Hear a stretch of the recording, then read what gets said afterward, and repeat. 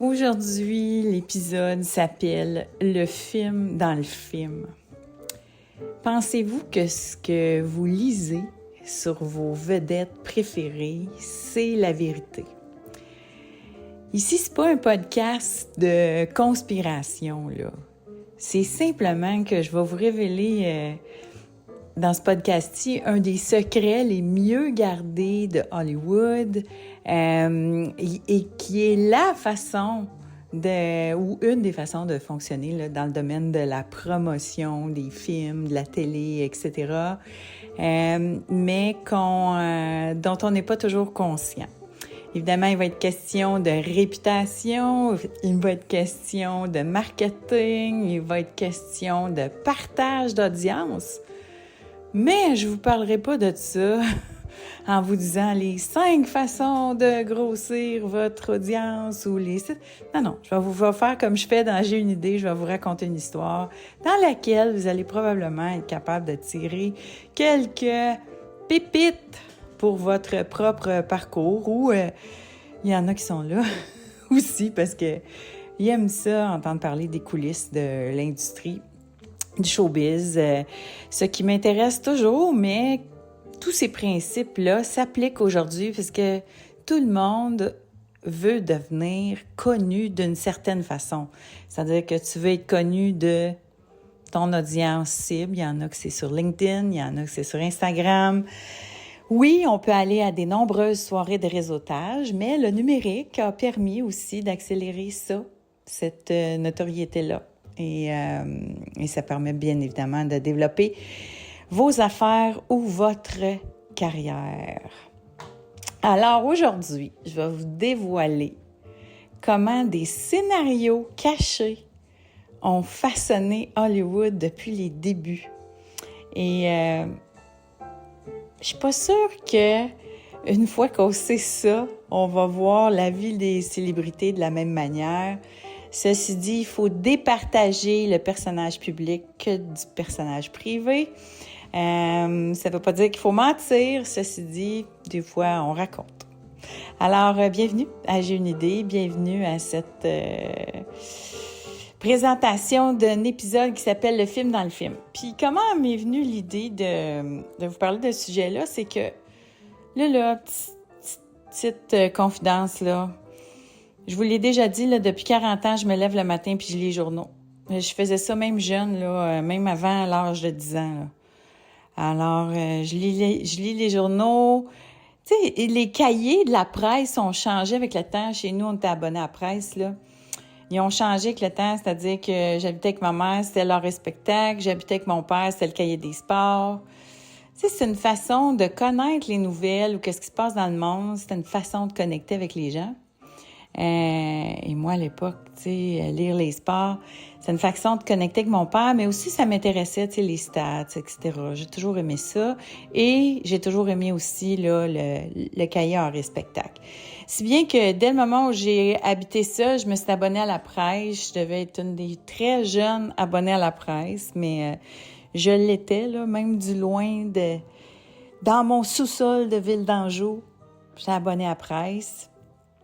Et bref, tout ça pour dire que depuis quelque temps, je vous l'ai déjà dit, mais c'est plus vrai que jamais maintenant, lire les journaux le matin, c'est plus quelque chose que j'aime en me réveillant. C'est plus quelque chose que j'aime faire, même je suis rendue que je me force. Fait que je me force parce que j'ai pas le goût de me mettre dark tout de suite quand je me lève le matin, puis my God, qu'il y a juste ça. Tu sais, Puis en même temps, j'ai pas nécessairement le goût de lire les analystes. Tu sais, avant, je les lisais toutes les columnistes, là, puis tout ça. Puis là, c'est comme... ça me gaze. Fait que je commence mes matins maintenant en lisant le livre que je lis en ce moment. J'ai réalisé que j'aime ça lire le matin un petit peu. Et là, en ce moment, donc, je suis en train de lire mon roman d'été, un des romans d'été que j'ai lu. Un roman, tiens, vous allez aimer ça, petite parenthèse, c'est un roman, ça faisait 4 ans qu'il était sorti, il est sorti en 2017. Puis là, en 2021, l'auteur puis son éditeur se rendent compte qu'il est numéro 1, quasiment best-seller, New York Times, tout d'un coup, 4 ans après sa sortie. Voyons, qu'est-ce qui se passe? Et là, c'était parce que TikTok était viré fou sur le roman. Donc, numériquement, il y avait comme un raz-de-marée sur l'intérêt de ce livre-là, qui s'appelle Les 7 maris d'Evelyn Hugo, The Seven Husbands of Evelyn Hugo. Je le lis en anglais. Puis 2021, c'est à peu près dans le temps où la série est sortie. C'est le même auteur qu'une de mes séries préférées ever que j'ai vues sur Amazon Prime, qui s'appelle Daisy Jones and the Six. Donc, c'est l'auteur de ça. Donc, Les 7 maris d'Evelyn Hugo, ça raconte l'histoire d'une star d'Hollywood. Et j'ai bien aimé ça parce que ça vous raconte vraiment le film dans le film. C'est-à-dire que depuis le début des temps à Hollywood, ce qu'ils faisaient, c'est qu'ils matchaient les superstars des films ensemble pour qu'ils soient vus ensemble, qu'il y ait de la publicité sur leur relation de couple, en plus du fait qu'elle aille dans des films ensemble, pour que ça fasse jaser. Puis là, voici l'impact, là. C'est que, mettons là, que la star du film qui va sortir au mois de novembre, elle se met soudainement à sortir avec l'acteur principal du film dans lequel elle tourne. Puis là, ça sort dans tous les journaux à potins. Puis ces magazines-là, on s'entend, ils sont dans les épiceries, là. Au moment où moi je les connais, là, ils sont dans les épiceries. Mettons que la liaison, là, comme dans le temps, là, Brad Pitt puis Angelina, là, quand ils se sont mis à sortir ensemble, alors qu'ils vont sortir le film Mr. and Mrs. Smith, puis qu'il y a probablement des millions d'investis là, dans ce film-là, et que là, ça fait la une de tous les journaux à potins, puis même, ça, c'était 2 grosses stars, là, c'était même les journaux réguliers, là, le fait qu'ils sortent ensemble, qu'ils trompaient peut-être Jennifer Aniston, puis que ça allait peut-être, tu sais, le film dans le film, là. Donc, ça, là, ça équivaut, être en première page de ces magazines-là, à des centaines de millions de dollars en marketing. Alors, vous comprendrez que dans ce cas-là, malheureusement pour sa relation avec Jennifer Aniston, puis Brad Pitt et Angelina qui ont été éclaboussés là, par cette histoire-là, mais ça a propulsé le film, là, puis cette histoire-là... Puis ça a nourri les journaux à potins pendant des années parce que ça vendait, tu sais, l'histoire de donc, tu sais, la mystérieuse vixen Angelina Jolie qui séduit Brad Pitt et qui l'enlève de la girl next door, Jennifer Aniston.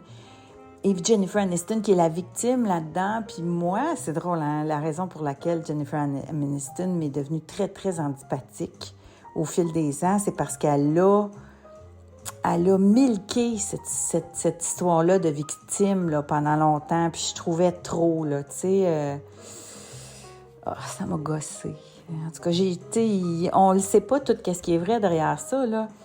Mais en tout cas, là, vous voyez l'exemple d'une histoire vraie, qui est vraie, mais qui a été probablement... Là, écoute, ça dure encore dans les journaux, là, tu sais, tout ça, là. Fait que, parce que ça vend. Fait que ça fait l'affaire de tout le monde. Si c'est vrai que Brad y retourne avec elle, bien, on va le supposer, comme ça, on va vendre. Puis ça va faire le tour du monde, puis ça les garde dans les nouvelles aussi. Il y a les stars, ils jouent le jeu, puis ça les garde dans les nouvelles, puis ça leur donne de la publicité gratuite. Puis ça les rend, tu sais, encore intéressants aux yeux de tout le monde, tu sais. Fait que... Mais donc, dans l'histoire de Seven Husbands of Evelyn Hugo, l'actrice principale, donc, au début, là, gère ses relations pour, justement, parce qu'elle est très consciente de ce que ça va avoir comme impact dans la presse. Mais elle comprend aussi assez vite qu'à Hollywood, puis ça, premier secret que je vous révèle aujourd'hui, c'est que, en tout cas, moi, à un moment donné, j'ai juste fait le tour du monde que je connais, là, tu sais, puis... J'ai déménagé 17 fois dans mon enfance, là, fait que je connais des gens de plusieurs réseaux, puis de plusieurs endroits différents. Puis, tu sais, dans le peu de gens que j'ai connus qui sont devenus acteurs, là, mais acteurs pour vrai, là, tu sais, j'ai pas beaucoup d'amis. En fait, j'ai aucun ami hétérosexuel qui a voulu devenir acteur. Okay? La plupart des gars que je connais qui voulaient devenir acteurs, qui le sont devenus, puis tout ça...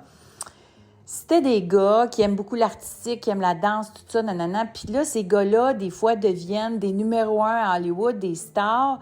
Puis là, ben, les revues à potins veulent des blondes, comprends-tu? Mais des blondes, il n'y en aura pas. Tu sais? Puis à Hollywood, dans le temps, c'est là que ça a commencé aussi un peu le film dans le film. Puis dans le livre Evelyn Hugo, spoiler, là, pour ceux qui vont lire le livre, mais tu sais, on l'apprend dès le début du livre, là, l'actrice principale, à un moment donné, tombe en amour avec une fille. Et évidemment, le film commence dans les années 50 ou dans les années 40, puis c'est sûr qu'elle ne peut pas s'afficher avec une fille, elle n'est pas libre de tout ça, tu sais. Alors, elle va commencer à raconter un autre film qui est sa vie personnelle plutôt que raconter ce qui se passe pour vrai. Puis vous allez voir comment il joue énormément avec les médias à potins. Puis c'est une relation un peu donnant-donnant, sachant que, tu sais, des fois, à un moment donné, tu sais, quand tu vas à Hollywood, tu sais, t'en apprends des affaires, puis les gens te le disent, tu sais, telle personne, il y a un chum, puis, tu sais, tel gars, il y a un chum, puis ça fait des années qu'il est avec, puis, tu sais, moi, je suis au courant d'un acteur très, très connu, là, que toutes les filles aiment, puis que tout le monde capote dessus, là, tu sais, mais qui a un chum depuis des années, puis je suis tombée en bas de ma chaise quand je l'ai su, mais c'est ça, à son époque, tu sais, il ne pouvait pas le dire, mais aussi, tu sais, quand le fait qu'il est le numéro 1 séducteur des femmes, puis que son brand vaut des centaines de millions de dollars, il y a beaucoup de pression pour pas que ça sorte, puis pour pas qu'il vive la vie qu'il a envie de vivre en public. Fait qu'il vit la vie qu'il a envie de vivre en privé, puis il est marié en public. Puis c'est ça, c'est que ça va jusque-là. C'est pour ça, The Seven Husbands of Evelyn Hugo, c'est qu'elle raconte la vraie histoire. En plus, elle raconte l'histoire de ce que la presse a raconté sur elle. Puis quand est-ce qu'elle s'est servie de ça avec les producteurs de ses films pour pouvoir profiter de toute cette publicité média qu'elle allait lui apporter. Elle a fait des deals avec des acteurs principaux avec qui elle a joué. Ils ont eu des faux mariages. Puis, tu sais, chacun avait sa vie, puis elle raconte comment ça se passe. Puis, tu sais, vous savez, quand il y a des millions et des millions et des millions de dollars, là, moi, je la juge pas, ce game-là. J'aime juste ça la comprendre. J'aime juste ça voir, tu sais, qu'est-ce qu'il y a derrière, puis... Puis, tu sais, à quelque part, à un moment donné, tu sais, quand c'est pour protéger, tu sais, l'intégrité des gens. Hein, c'est de l'intégrité aussi parce que, tu sais, la violence à cette époque-là, ce qu'on voit aujourd'hui sur les trans, par exemple, tu sais, la violence à l'époque sur les gens LGBT, puis tout ça, tu sais, ça pouvait être dangereux. Alors, tout ça pour dire, tu sais. Fait que ça se passe. Puis... je supposais ça, tu sais, même en lisant, tu sais, tous ces journaux-là, j'ai 2 anecdotes à vous raconter, 2 anecdotes juteuses, disons, d'autres secrets à vous raconter aujourd'hui. À un moment donné, je suis dans mon bureau assez jeune dans ma carrière de productrice, puis j'ai reçu l'appel d'un agent joueur de hockey de Los Angeles, que je connaissais par personne interposée, qui savait que j'étais productrice. Je travaillais pour Donald, puis je connaissais bien du monde dans l'industrie. Et là, l'agent m'appelle pour... Hey, en tout cas, c'est juteux, là. Je vous dis, tu sais, c'était un agent, il avait collaboré au scénario de Jerry Maguire pour expliquer c'est quoi la vie d'un agent de joueur. En tout cas, bref, j'ai appris plein d'affaires. Je suis allée manger avec une couple de fois, là. Je trouve ça fascinant, la vie des agents. Tout ça pour dire qu'il m'appelle puis il dit, garde, tu connais-tu une chanteuse qui attire un public? Écoute, c'était carré ça, là. Qui attire un public en 18 puis... je sais pas, là, 18 puis 29 ans. Je peux me tromper, là, c'est les âges, ça fait longtemps de tout ça, là. C'est le début des années 2000. Fait que, il me dit qu'il attire un public entre ça puis ça. Moi, j'ai un joueur qui joue pour le Canadien, qui est sur le bord de renouveler son contrat, puis il voudrait avoir, tu sais, une connexion avec la ville, une connexion avec le public pour être en mesure. Il dit, moi, si ça arrive, puis s'il y a une connexion, puis il apparaît dans les magazines, puis que les gens l'aiment, puis tout ça, puis les magazines de showbiz, je vais pouvoir négocier plus cher son contrat. Vous comprenez? Ça se monétise, les relations. Ceci dit, comment est-ce qu'ils font? C'est qu'ils font des dates, puis ils s'organisent pour qu'ils tombent vraiment en amour. C'est pas nécessairement des relations fake. C'est que des fois, là, lui, il voulait que j'organise des dates avec son joueur de hockey, tu sais, puis des chanteuses, pour voir si ça allait pas coller quelque part, parce qu'il me dit à l'époque, il me dit, tu sais, José Théodore, il sort avec une fille connue, tu sais, lui, il connaissait pas, là, il connaissait pas toutes les intricacies, là, à Montréal, mais tu sais, que c'était la sœur de Véronique Cloutier, puis la Fureur, puis tout ça, tu sais. Mais il dit, tu sais, il sort avec une fille connue, puis ça l'a beaucoup aidé dans ses négociations contractuelles. Fait que moi, j'aimerais ça, tu sais, avoir ce leverage-là aussi. Hey, là, j'en revenais pas à quel point c'était, ah ouais, OK. Fait que là, ça me donnait une idée, tu sais, que c'est quoi les tractations. Malheureusement, moi, je représentais surtout des chanteurs, là.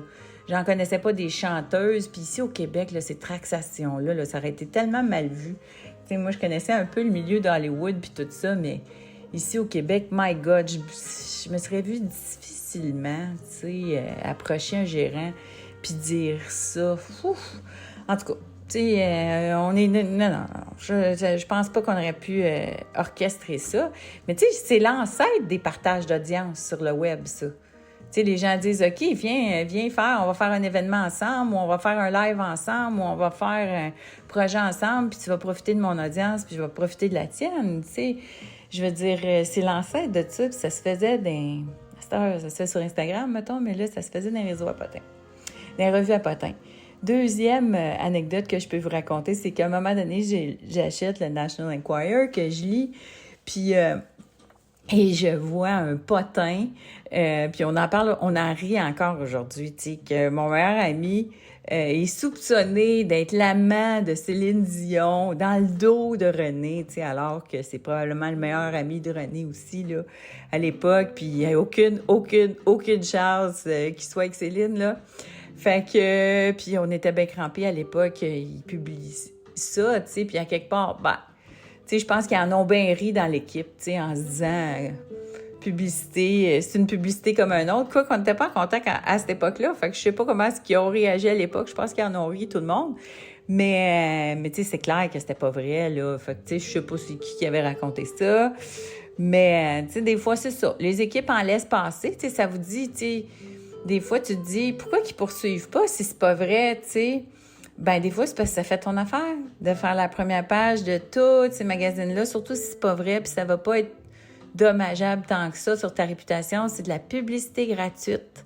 Fait que voyez-vous comment est-ce que c'est un jeu de donnant, tu sais, un peu. Je dis pas que je suis d'accord avec ça, là. J'ai lu le livre Catch and Kill, là, puis, tu sais, les journaux à potins sont devenus des gens extrêmement puissants, puis ils apprennent toutes sortes d'affaires, puis ils font chanter du monde. Puis d'ailleurs, tu sais, le livre Catch and Kill de Ronan Farrow, qui raconte la chute d'Harvey Weinstein, raconte à quel point le National Enquirer l'a protégé pendant longtemps, puis à quel point Donald Trump a des liens avec le National Enquirer, puis ça lui donne du pouvoir, en tout cas.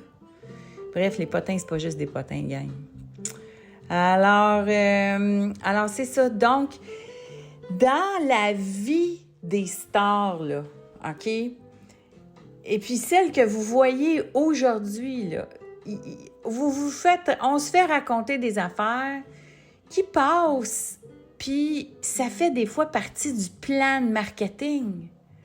Ça fait partie du plan de marketing du film de se divorcer 3 semaines avant la sortie du film. Ça va jusque-là, là. Dans le livre, ça va jusque-là.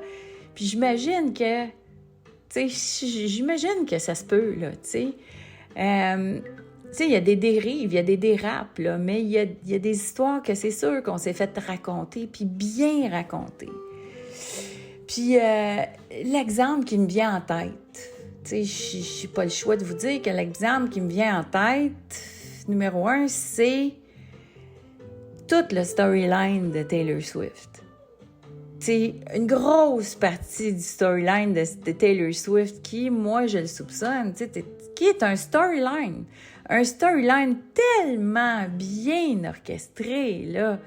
Tu sais, vraiment, parce que si vous le voyez, ces ex-chums au fil des ans, pour la plupart, c'est des gars, justement, sur qui il y avait des rumeurs un peu trop fortes, comme quoi il n'y aurait jamais de blonde dans la vie, si vous comprenez ce que je veux dire. Puis, tu sais, ils ont le droit, là. Puis aujourd'hui, Dieu sait qu'il y en a qui sont totalement authentiques, puis, tu sais, good for them, tu sais, puis tant mieux, puis je pense qu'on peut créer d'autres sortes de storylines, parce que les storylines qui fonctionnent, c'est les storylines qui se collent le plus sur la vérité possible. Donc, tu sais, parfois, on va se faire raconter l'histoire d'un divorce, mais c'est peut-être pas avec la bonne personne. Taylor Swift a probablement raconté des histoires de peine d'amour, mais peut-être pas avec la personne de qui elle dit. Puis, à quelque part, même, là, tu sais, je l'imagine. Écoute, là, c'est allegedly. J'ai pas de preuves, là, c'est juste ma connaissance de comment ça fonctionne, un peu ça. Tu sais, peut-être même qu'il y a eu des deals. Genre, mon album va sortir dans 8 mois. Je vais dire que telle tourne, c'est à propos de toi. Puis on va être vus ensemble pendant 3 mois, puis il va y avoir des photos de nous autres. Tu sais, je pense, par exemple, à la sortie avec un des acteurs de Twilight, là. Puis lui, tu sais, il y avait beaucoup de rumeurs à son sujet, puis sa carrière, elle stagnait, puis tout ça, là. Fait que là, tu sais, Taylor Lautner, c'était ça son nom. Fait que, est-ce que c'était un deal qu'ils ont fait? Je pose la question. Hey, là, je vous en donne du tea, comme on dit, là. Il y en a du tea. Mon collègue Simon Barbs va aimer ça, là, cet épisode-là. Je suis pas mal sûre, là. Fait que Simon Barbs de Cheek to Cheek puis Réalité LGBT, c'est mon collègue, il est protégé. Et super émission, là. Si vous avez le goût, vous l'écouterez. Fait que... Puis écoute, je suis curieuse, Simon, de savoir. Tu sais, des fois, je suis gênée. Pas gênée, mais je me dis, j'ai-tu le droit de compter ça? Tu sais, j'ai-tu le droit de parler de ces réalités-là LGBTQ+, parce que dans le film, dans le livre Evelyn Hugo, tu sais, ça n'a pas commencé par choix, ça. Ça a commencé par nécessité d'être obligé de cacher qui tu es, tu sais. Fait que... Mais je vous dirais que les gens qui embarquent là-dedans ne sont pas toujours obligés de cacher qui ils sont. Tu sais, c'est juste qu'ils veulent se servir des journaux à potins. Fait qu'il faut qu'ils chicanent. Puis un des meilleurs exemples là, qu'on a aujourd'hui, là, c'est le film It Ends With Us. Tu sais, qu'il y a eu une chicane énorme entre Blake Lively puis Justin Baldoni, mais qui a toujours été supposée par Internet. Ça n'a jamais été confirmé. Ni l'un, ni l'autre, ni deux le confirmé. Ça s'est tout passé sur le numérique. Mais on s'entend, c'est énorme comme supposément chicane. Mais savez-vous quoi? Le film a mis 300 millions au box-office. C'est le plus gros succès de toute l'histoire de cinéma de Blake Lively depuis qu'elle a fait son premier film avec son mari. Puis son mari, c'est quoi son expertise? Ben, du storytelling. Puis de vendre des compagnies à milliards de dollars grâce au fait qu'il est excellent en faisant du storytelling dans le marketing, tu sais. Fait que c'est une histoire qu'ils nous ont racontée, ça. Ou c'est une vraie histoire. Puis tu sais, il faut être fait fort pour embarquer là-dedans parce que Blake Lively n'a pas eu l'air... Elle avait pas le rôle de la gentille, là, dans l'histoire, là. Fait que, tu sais, il faut aussi être prêt à faire la controverse, là, pour faire 300 millions au box-office, là. Fait que c'est-tu vrai? C'est-tu pas vrai? C'est ça. C'est difficile de le voir aujourd'hui. Puis pour en revenir, donc, avec Taylor Swift, tu sais, moi, je pense que Taylor Swift, c'est vrai chum, elle nous en a pas parlé. Tu sais, comme l'acteur... lui, il joue dans une autre de mes séries les plus que j'ai le plus aimé sur Prime, là. Conversation with Friends. Oh, c'est bon, ça. C'est bon, cette série-là. Puis Normal People aussi, de la même auteur. En tout cas, ça, c'est bon. Fait que bref, là, pendant ces 6 ans avec lui, là, elle n'a pas fait de tourne sur lui, là, pis ça, là. Fait que, tu sais, elle, quand elle fait des campagnes marketing, puis qu'elle nous dit, ça, c'est mon... Tu sais, c'est le chum que j'avais, puis tatata... Des fois, c'est des deals, tu sais. Puis, il y a des gens, j'ai vu beaucoup d'articles, tu sais, qui disent que c'est possible qu'en ce moment, sa relation avec Travis Kelce, l'origine de ça, c'est la NFL qui a approché Taylor Swift, qui est la femme la plus puissante sur le numérique, qui est plus capable d'atteindre un énorme public en tel âge puis qui a une connaissance de son audience extraordinaire. Ben c'est un deal qu'ils ont fait pour publiciser la NFL, amener plus de filles, réinventer l'image de la NFL. Puis ça a impliqué une relation entre elle puis Travis. Puis est-ce que dans le courant de l'affaire, ils sont vraiment tombés en amour? Oui, idéalement, là, tu sais, ça se peut qu'ils tombent en amour. Idéalement, les agents, quand ils se font ces setups-là, puis, tu sais, vous allez le voir dans les entrevues de Jennifer Aniston, elle l'a souvent dit, c'est son agent qui a organisé le meeting avec Brad Pitt, tu sais. au départ. Puis après ça, c'est son agent tu sais, c'est les agents qui organisent les meetings avec des gens avec qui ça va être cool de partager une audience. Puis s'ils tombent en amour pour vrai par en arrière, ben c'est encore mieux, là. Fait qu'il y aura un film dans le film qui va tenir la presse à Potin au courant pendant des années et des années. Et on va profiter d'un marketing gratuit pendant des années et des années. Est-ce qu'on aime ça que les gens racontent sur d'affaires? Tu sais, ça doit pas être facile à vivre, là. Puis là, on est face à une génération, tu sais, la génération Z, des plus authentiques que jamais, tu sais. Est-ce que ça va passer? Tu sais, est-ce qu'on va continuer à se jouer ces games-là, tu sais, dans la game de relations publiques puis de marketing pendant longtemps? Est-ce qu'on va continuer de faire des films dans le film? Tu sais, c'est une question que je me pose. Est-ce que cette technique-là, tu sais, de scénarisation des relations personnelles va continuer de devoir être partie prenante, tu sais, de la mise en marché de ces projets-là qui les rend extrêmement riches, hein? Parce qu'on s'entend, là, ceux qui sont le plus souvent dans ces magazines-là, ils ont les chèques qui viennent avec, là. Alors voilà, le secret de Hollywood que je voulais vous raconter aujourd'hui. Quelque chose. Puis j'en ai d'autres, hein, Inside. J'en ai appris des affaires. Tu sais, je voyageais, je suis allée souvent en Californie. J'ai des amis qui sont agents. J'ai travaillé avec des compagnies de production. J'en ai appris des affaires là-bas. Fait que... puis, tu sais, pas juste de la scénarisation, là, des choses qui sont arrivées. Fait que... Mais je pense que je me suis toujours sentie un petit peu coupable de mon intérêt, tu sais, pour les potins ou de mon intérêt pour ces histoires-là. Puis, tu sais, j'ai arrêté pendant longtemps, je l'ai écrit dans mon livre « Les 7 clés du leadership féminin ». J'ai arrêté pendant longtemps, puis je les achète plus, là. Ces revues-là, je les achète plus, puis tout ça. Je fais comme tout le monde, là. Je prends l'information que j'ai parce que je suis certaines personnes qui partagent certaines affaires. Puis ces jours-ci, je suis beaucoup de relationnistes, puis des gestionnaires de crise, puis des gens justement qui s'occupent, là, ou des journalistes, comme Ronan Farrow, tout ça. Donc, je vais m'intéresser à la réputation ou à l'histoire ou à la scénarisation dans le cadre, là, tu sais, que ce soit des gros scandales comme MeToo, comme Harvey Weinstein, comme les grosses histoires aussi qui affectent, tu sais, les succès financiers ou la croissance exponentielle de projets, tu sais. Ça m'intéresse dans ce sens-là. Mais pas dans le sens de « je veux absolument savoir ce qui se passe dans la vie privée ». Non, je veux savoir comment ce récit de la vie privée impacte la commercialisation des projets puis le développement de la carrière. C'est dans ce sens-là que ça m'intéresse. Alors, j'espère que vous avez aimé ce projet-là, puis...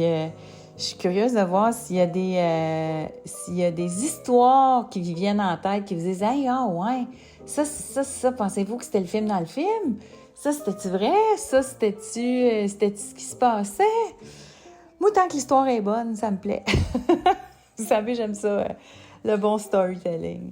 Alors, ben voilà. C'était votre épisode de J'ai une idée aujourd'hui. Je vous remercie toujours de vous abonner. Hein? Abonnez-vous si vous m'écoutez sur YouTube, sur Spotify, sur Apple. Vous m'aidez beaucoup dans la découvrabilité de J'ai une idée. Ensuite, vous pouvez aussi vous procurer La puissance d'une histoire si développer votre propre storytelling vous tient à cœur pour développer votre carrière, votre business.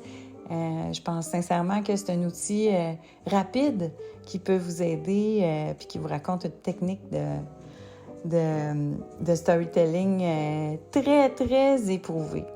Alors, je vous dis merci. On se revoit la semaine prochaine parce que j'ai une idée. Donc, l'épisode complet tous les mardis. Ensuite, peut-être un behind the scene pour présenter l'épisode du Faire une femme de soi le vendredi ou juste pour vous le référencer pour que vous puissiez avoir dans le thread le lien pour aller consulter l'épisode du Faire une femme de soi qui sort le vendredi. J'ai eu Diane Pinet vendredi passé, c'était extraordinaire. Allez écouter ça. Et donc, mardi, j'ai une idée. Vendredi, Faire une femme de soi. Puis j'ai commencé à écouter OD. Fait que, est-ce que je vais vous faire des épisodes spéciaux sur Occupation Double? En tout cas, j'ai bien du monde qui m'ont dit oui, oui, oui, oui, oui, fais-nous-les. Mais je ne vais pas me créer l'obligation. Fait que ça va donner. Si ça donne, je vous le fais, je vous le fais. Fait que, on est correct avec ça, parce que c'est vraiment un bonus. Je vais être rendue à 3 épisodes par semaine. Je vous aime, là. Mais tout ça, c'est du contenu gratuit. Fait que si vous voulez me supporter, gang, vous savez comment me supporter. Merci beaucoup.